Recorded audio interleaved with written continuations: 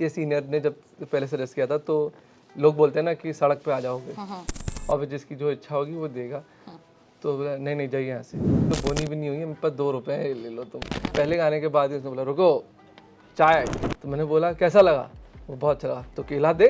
तो गाने की तो हम बातें बहुत सारी आपसे करेंगे, बट स्टार्ट हम करना चाहेंगे जो हम एक अजम्पशन लेकर चल रहे थे कि आपकी जिंदगी में तो म्यूजिक बचपन से रहा होगा, but as you just mention कि जेई के वक्त प्रॉपर इंट्रो आपका हुआ म्यूजिक के साथ में।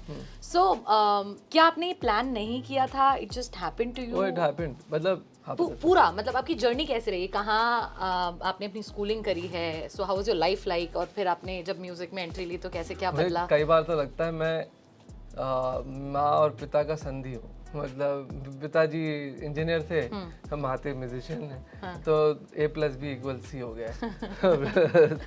तो अभी तो A+B² चल रहा है। बहुत बड़ा द्वंद था मेरे लिए कि जब IIT में जाके म्यूजिक करना शुरू किया तो मुझे लगा था क्या यार, और मेरा मन करा कि मैं यही करूं।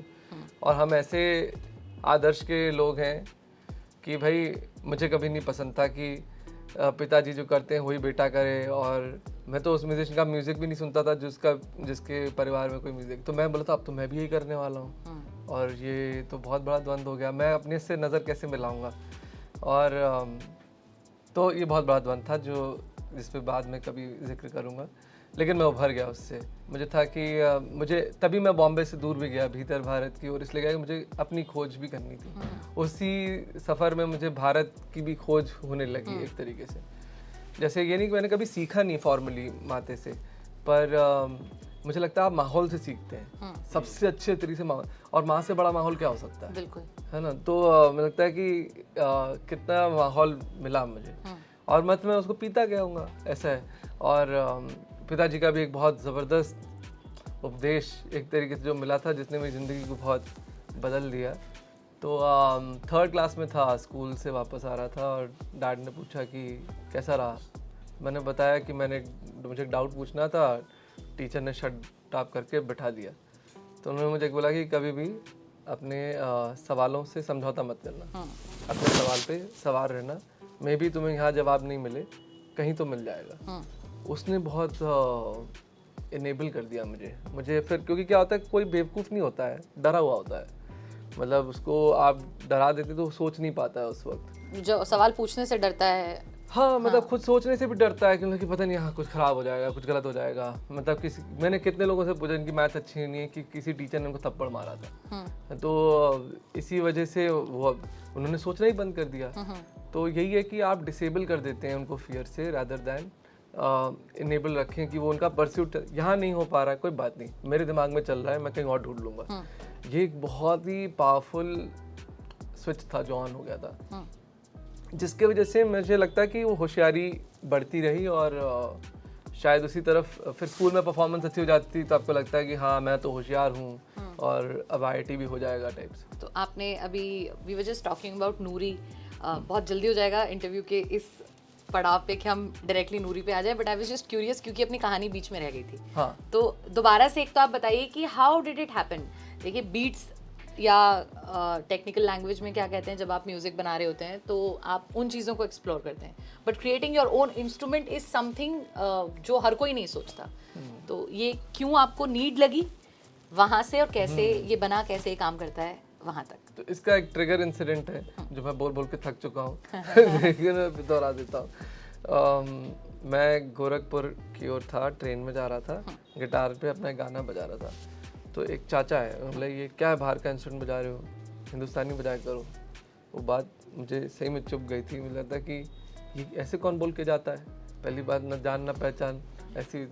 तो फिर लगा कि बात ठीक भी है, मैं गिटार बजाऊंगा, फिर अंगी देखेगा, वो बोलेगा ये सब तो हमारा ही दिया हुआ है, सितार सरोद बजेगा तभी हिंदुस्तानी है।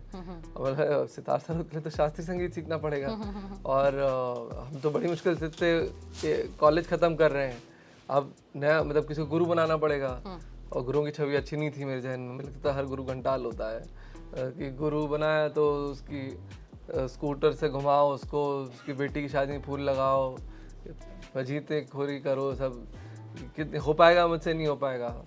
तो फिर मुझे लगा कि क्या मैं अपना एक इंस्ट्रूमेंट बना सकता हूँ जिसमें भारतीय नींव हो, आवाज़ हो, और गिटार जैसी काबिलियत हो। तो मैंने तब से शुरू किया कि रबाब मुझे बहुत पसंद था और गिटार, तो लगा कि रबाब और गिटार का कुछ देखते हैं क्या किया जा सकता है। तो हमने एक प्रयोग किया, इंस्ट्रूमेंट मेकर थे, तो मैंने उनको बोला कि मैं कुछ सोच रहा हूँ करने का, कैसे कर सकते हैं। तो उन्होंने मुझे गाइड किया कि तुम ब्रिज के नीचे चमड़ा लगा दो और देखना आवाज़ बदलेगी। और मुझे लगा था ब्रिज के नीचे चमड़ा क्यों लगाया जाएगा।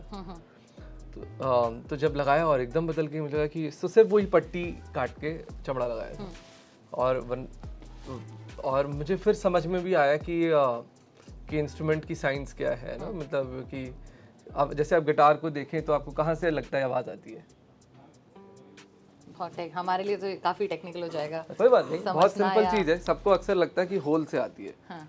जबकि होल से नहीं आती है, मतलब होल से भी आती है, बट मेजर जो आवाज़ आती है आपकी वो यहाँ से आती है।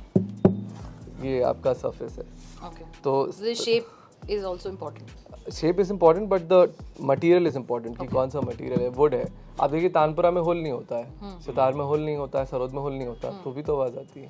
तो ऊपर के जो सरफेस है, तो तार वाइब्रेट करता है, ब्रिज उसको यहाँ पे भेजता है, तो फिर ये वाइब्रेट करता है। तो जब ये सरफेस का मटेरियल इंपॉर्टेंट है, तो जब हमने सिर्फ पट्टी चेंज करी नीचे वाली, तो उससे आवाज़ बदली। तो उसने ये प्रूव किया कि यहीं से चेंज होता है। तो खैर ऐसे ऐसे बहुत से फिर सफ़र शुरू हुआ। मुझे लगा कि पहले तो से यही था कि भाई अपनी आवाज़ हो और ये हो। फिर जब मैं और कलाकारों से मिला बनारस में, तो एक सरोदिया से मिला, जैसे मैंने बताया कि वो बंदा ही स्पेनिश था जो सरोद बजा रहा था और मैं गिटार लेके बैठा था। तो बहुत ही आयरनी थी वो चीज़। और मैं एकदम मंत्रमुग्ध हो गया था सरोद से। मुझे था इतना शक्तिशाली कैसे हो सकता है, गिटार इतना फीका कैसे हो सकता है उसके सामने। तो फिर मेरा मन करा कि जानूं कि हिंदुस्तानी म्यूज़िक में हो क्या रहा है। फिर मुझे कभी सही से जवाब भी नहीं मिलते थे। राग पूछते थे तो लोग मतलब गुमराह कर देते थे, मतलब क्यों बोल देते कि नहीं राग ये होता है, वो होता है। कविताएं पढ़ने लग जाते थे, लेकिन मुझे स्पष्ट तरीके से कोई बताए कि राग क्या होता है। तो मुझे जब नहीं समझ में आया ना कि कोई डेफिनेट चीज़ नहीं बनी। आज भी आप देख लीजिए, अगर आप किसी से पूछिए राग क्या होता है, बहुत स्पष्ट तरीके से कोई नहीं बता पाता है। तो स्केल नहीं होता है तो क्या होता है, कलेक्शन ऑफ नोट्स होता है, फैमिली ऑफ नोट्स होते हैं। अरे परिवार में तो बहुत कुछ होता है, लेकिन आप कैसे उसको फिजिकली अंडरस्टैंड करेंगे। तो फिर मुझे खुद समझ बनानी पड़ी। नहीं समझ है तो नहीं समझ बनानी पड़ी। तो फिर वहाँ से मुझे था कि अच्छा ये इंस्ट्रूमेंट में ये भी बज लेना चाहिए। फिर मैं टर्किश और पर्शियन आर्टिस्ट से मिला, तो मैंने उनका म्यूज़िक जाना, तो लगा कि ये कैसे बज सकता है। तो वो धीरे धीरे एक ऐसा इंस्ट्रूमेंट बनने लगा जिसमें आप कोई भी म्यूज़िक, वर्ल्ड म्यूज़िक का इंस्ट्रूमेंट बनने के पोजीशन है वो इंस्ट्रूमेंट कि आप कोई भी म्यूज़िक उसको उस पर बजा सकें। सोचते हुए ये करते करते हुए हम नूरी तक पहुंच रहे हैं। और अभी तक नूरी सिर्फ मैंने मतलब अभी मेरे तक ही है, और हम चाह रहे हैं कि और हाथों तक जाए, क्योंकि तब ही वो परिपक्व होगा। और तो जिसके लिए मैं जयपुर आया हूँ। तो आपने एक तरह से अपनी मम्मा से जो म्यूजिक मिला, पापा के से जो आपको टेक्निक और साइंस मिला, वो आपने मिक्स करके नूरी को लगता है यही हो गया। तो नूरी नाम क्यों रखा आपने? मतलब आप एक बहुत बड़े इनोवेशन की तरफ बढ़ रहे हैं, तो नाम रखने के पीछे बहुत सारे थॉट्स आए होंगे। So how did you end up naming it Noori? Noori यार, मेरी एक्स का मैंने निकनेम नूरी रखा था, और उसके 4 बच्चे हैं। ऑलरेडी शी वाज एक्स और मेरे पास भी 4 नूरियां हैं। अच्छा।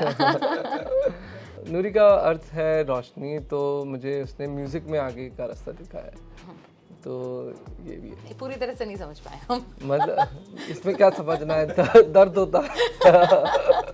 लेकिन जब बन रही थी पहली नूरी, तो तब मैं उस रिश्ते में था। अच्छा। हाँ, तो स्वाभाविक है, हमने तो कर दिया था नामकरण ऐसा, और फिर इट स्टक।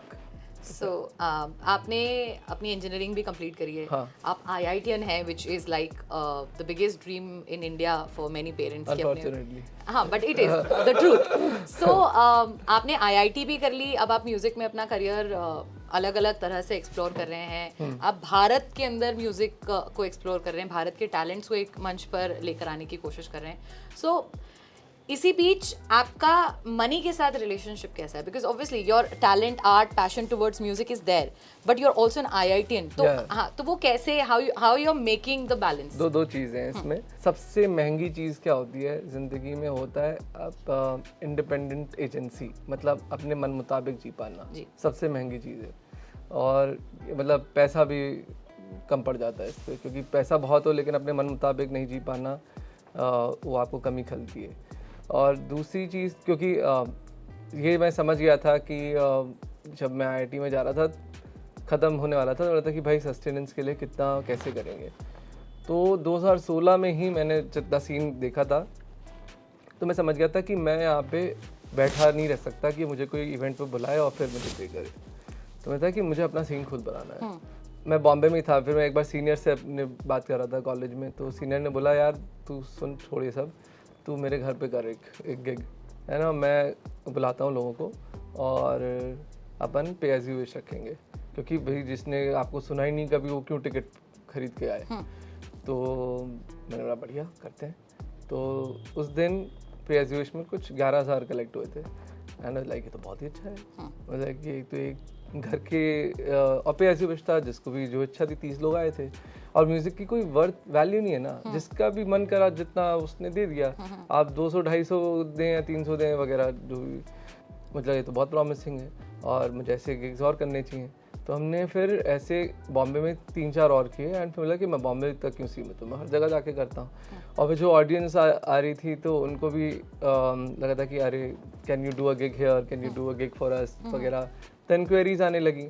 एंड फिर ऐसे करते करते मैं लगभग 85 सिटी, टाउन, विलेजेस में भारत के कर चुका हूँ. और फिर मुझे था कि 2016 में पूरा एक साल, मतलब महीने में 8 से 11 गिग्स ऐसे ही हो रहे थे जो मैं करने लगा था. और मुझे उसमें भी बहुत वैरायटी मिला है, मतलब 10 रुपये से लेके 50,000 मिले मुझे ऐसी घर की बैठकों में.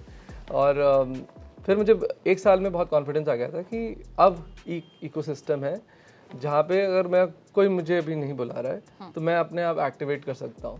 And that has given me a lot of confidence. मतलब अभी बहुत बड़ी सेंस ऑफ सिक्योरिटी है. मतलब मैं तो ये बता रहा हूँ, जब इसको शुरू करने से पहले हम बहुत सारी चीज़ें ट्राई कर रहे थे. ये सीनियर ने जब पहले सजेस्ट किया था, तो लोग बोलते हैं ना कि सड़क पे आ जाओगे, तो मैंने सोचा था कि सड़क पे आ जाता हूँ. तो मतलब वॉलेट छोड़ के मैंने एक दिन पूरा मतलब उतर के, गिटार पे उतर के, मैंने सोचा कि आज हम ऐसे ही कमाएंगे, देखते हैं क्या होता है. तो बड़ा शानदार एक्सपीरियंस था वो. मुझे याद है 10 बजे हम, वेडनेसडे का डे था, और सुबह 10 बजे हम, मेरा एक और दोस्त था, मैंने बोला कि हम दोनों करेंगे. तो इनफैक्ट उसको मैंने सजेस्ट किया था कि हम 1 महीने के लिए करेंगे महाराष्ट्र में. तो उसने बोला पागल मत बन, एक दिन पहले बॉम्बे में ट्राई करते. तो फिर हम 10 बजे मिले और वेडनेसडे का दिन था, दुकान आधी खुली थी. वो दुकानदार हमें देख रहा था कि गिटार लेके 2 लौंडे क्यों खड़े हैं एकदम सुबह सुबह. तो मैंने देखा ये हमें इंटरेस्टेड लग रहा है, इसको जाके सुनाते हैं. तो फिर मैंने बोला कि नमस्ते, मैं कविश हूँ, आज हमने सोचा है कि हम सुनाएंगे और फिर जिसकी जो इच्छा होगी वो देगा. तो बोला नहीं जाइए यहाँ से. देखा बोला कि भाई साहब ऐसी कैसी शुरुआत हो गई. तो मैंने लगा कि अब नहीं पूछना चाहिए कि हम, अब बताना ही नहीं चाहिए कि हम क्या कर रहे हैं, हम बस सुनाना चाहिए, ठीक है, रस दो बस. तो फिर अपन एक मोची के पास गए. तो मोची के पास 4-5 लोग थे, तो वहाँ सुनाया और वहाँ फिर लोग इकट्ठा हो गए और इकट्ठा हुए, फिर चले भी गए. तो मोची ही बचा बाद में. तो मैंने बोला कि भाई ऐसा कुछ कर रहे हैं. बोला यार मेरे पास तो मेरी तो बोनी भी नहीं हुई है, मेरे पास 2 रुपये है, ले लो तुम. तो 2 रुपये ले लिए. लगे चलो ठीक है. बोला कि अब गलत कर रहे हैं हम, खाना पीना नहीं होगा अपना, तो खाने पीने वाली जगह पे जाते हैं. तो चाय की अड़ी पे गए, वहाँ पे भी कुछ नहीं पूछा, शुरू कर दिया. और पहले गाने के बाद ही उसने बोला रुको चाय. तो चाय में लगी अब खाना चाहिए. तो फिर हम ठेले के पास गए, तो वहाँ पे केले का ठेला था, वड़ा पाव स्टॉल भी था. तो वहाँ पे भी बहुत सारे लोग इकट्ठे हो गए. और फिर लेकिन किसी ने कुछ ऑफर नहीं किया. तो मैंने बोला कैसा लगा. वो बहुत चला, तो केला दे. तो उसने फिर केला दिया. फिर ऐसे करते करते फिर मुझे 6 दावेली, 3 लस्सी. शाम तक जहाँ पहुँचे थे, तो एक पार्क में पहुँचे थे हम, वर्सोवा में. तो उस वक्त वहाँ पे वो घूम रहे थे, अपने संगीत नाटक अकादमी के डायरेक्टर. तो उन्होंने घर बुलाया और और उन्होंने बोला कि तुम क्या कर रहे हो, ये तो मैं भी करता था बचपन में, मतलब जब बॉम्बे आया था, तो अगर तुम्हें कुछ चाहिए तो तुम सुनाओ। तो हमने सुनाया उनको और फिर उन्होंने हमें 3 उत्पम और शरबत दी ऐसे। तो अपना खाना का तो हो गया था बंदोबस्त। ऑटो वाले ने मना कर दिया? हाँ, ऑटो वाले ने, लेकिन बहुत ही एम्पावरिंग एक्सपीरियंस था वो। एंड उससे ये आ गया था कि भूखे तो नहीं मरेंगे।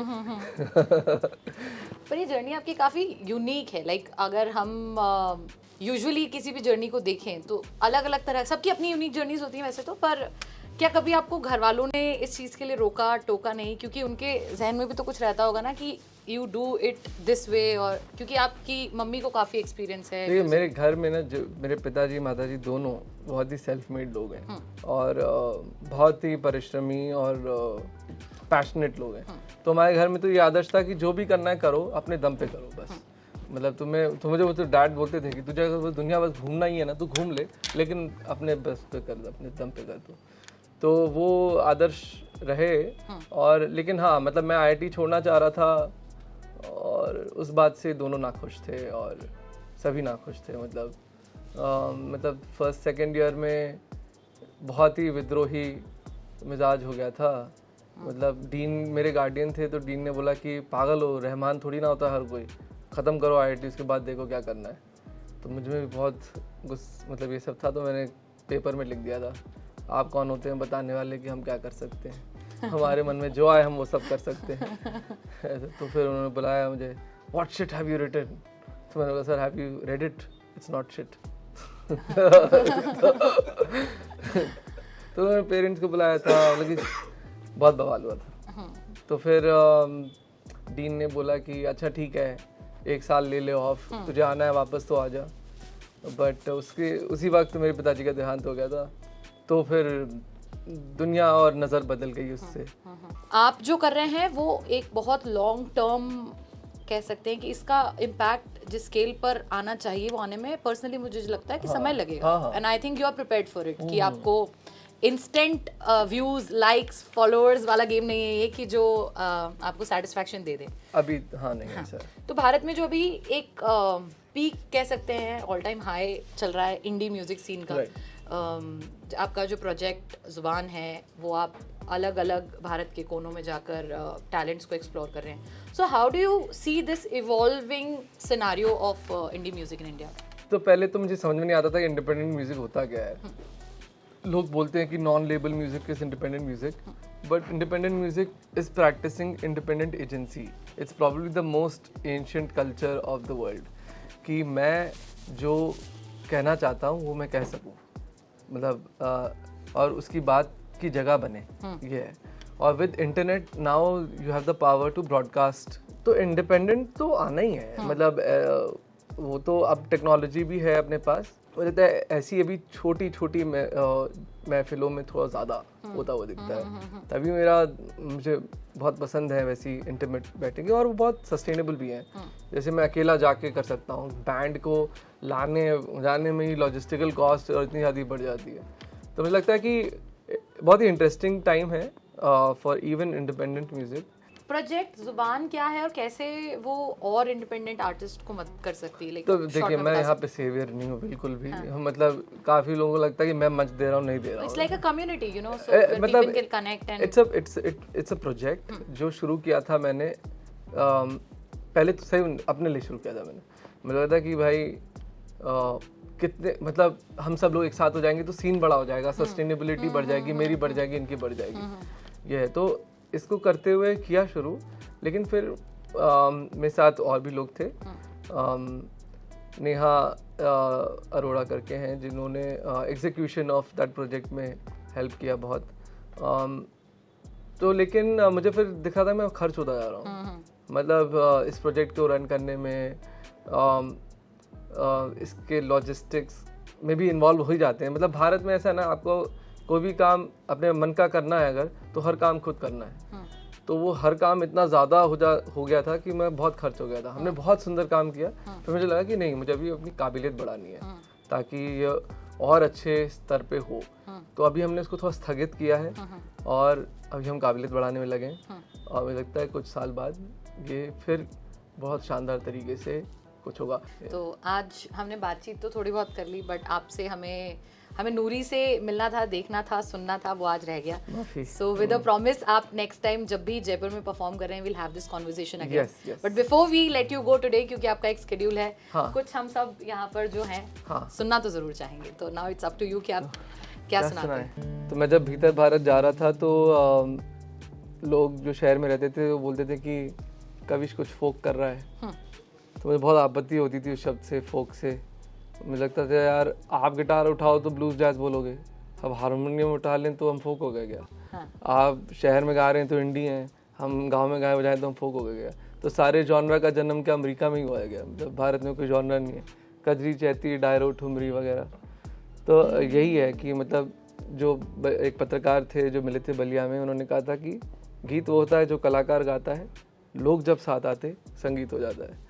तो आप लोग साथ कैसे आ रहे हैं, कहाँ पे आ रहे हैं, वो दर्शाता है कि वो कैसा संगीत है।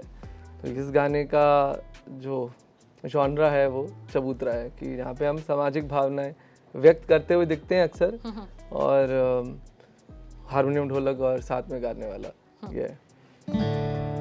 और इसके पीछे का जो इंसिडेंट है वो भी बता दूँ क्या? नहीं बता दीजिए, मतलब हाँ। अब तो भाई मेरे सीनियर का बुक लॉन्च था, एलुमनाई का बुक लॉन्च था, स्टार्टअप्स पे था। The book was golden tap, crossword में था। और मैं गया, मैंने सोचा कि भाई चले जाते हैं, कब तक सड़कों पे गाएंगे बजाएंगे, कुछ सीख लेंगे इनसे। और जब Q&A सेशन शुरू हुआ तो मैं क्यू में लग गया और मुझसे पहले किसी ने हिंदी में सवाल कर लिया। अब वो साउथ बॉम्बे ठहरा तो सब लोग पीछे मुड़ के देखे कि ये कौन है, हिंदी में बात कर रहा है। तो मुझे भी सवाल करना था, मेरी हिचक बढ़ गई, मैं निकल गया वहाँ से इस बात से। और क्योंकि ये सब मेरे ही ज़्यादातर जो उपस्थित लोग थे वो मेरे बैचमेट्स या सीनियर्स थे, और अब उनका हुलिया बदलते हुए जब देखा मैं देखा था कॉलेज में कैसे चड्डियों में घूमते थे और क्या बात करते थे। तो अब ये लोग कोट वोट पहन के ऐसे बर्ताव कर रहे थे, अच्छा नहीं लगा मुझे देख के। और तो मुझे इस आक्रोश में फिर ये पैदल चलते थे ये गाना ऐसे ही बना दिया था। सुनाते हैं।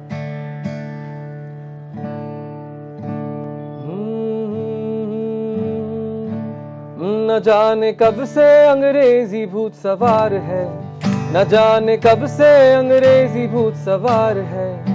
हिंदी बोले तो बोले के गवार है, हिंदी बोले तो बोले के गवार है। न जाने कब से अंग्रेजी भूत सवार है, न जाने कब से अंग्रेजी भूत सवार है। हिंदी बोले तो बोले के गवार है, हिंदी बोले तो बोले के गवार है। जताते ऐसे अंग्रेजी कोई सुनार है, जताते ऐसे अंग्रेजी कोई सुनार है, जताते ऐसे अंग्रेजी कोई सुनार है। काम आए तो भैया बस लोहार है, काम आए तो भैया बस लोहार है। न जाने कब से अंग्रेजी भूत सवार है, न जाने कब से अंग्रेजी भूत सवार है। हिंदी बोले तो बोले के गवार है, हिंदी बोले तो बोले के गवार है। छोरी से अंग्रेजी में जो लड़खड़ाते हैं, अब मैं छोरी कहता हूँ आप प्रेमी कह सकते हैं, जेंडर न्यूट्रल हो जाएगा। छोरी से अंग्रेजी में जो लड़खड़ाते हैं, प्रेमी से अंग्रेजी में जो लड़खड़ाते हैं, प्रेमी से अंग्रेजी में जो लड़खड़ाते हैं। तुहार प्यार की न कौनो औकात है, तुहार प्यार की न कौनो औकात है। न जाने कब से अंग्रेजी भूत सवार है, न जाने कब से अंग्रेजी भूत सवार है। हिंदी बोले तो बोले के गवार है, हिंदी बोले तो बोले के गवार है। फुआरा आंगन में बिलायती लगात है, फुआरा आंगन में बिलायती लगात है, फुआरा आंगन में बिलायती लगात है। फिर भी फूटे बेटा पानी तो हमार है, फिर भी फूटे बेटा पानी तो हमार है। न जाने कब से अंग्रेजी भूत सवार है, न जाने कब से अंग्रेजी भूत सवार है। हिंदी बोले तो बोले के गवार है, हाँ हिंदी बोले तो बोले के गवार है, हाँ हिंदी बोले तो बोले के गवार है, हाँ हिंदी बोले तो बोले के गवार है। काविश ने प्रॉमिस किया है कि पार्ट 2 के लिए जल्दी जयपुर आएंगे। Yes thank you. Thank you. बजाते रहो, बजाते रहो, 93.5 Red FM बजाते रहो।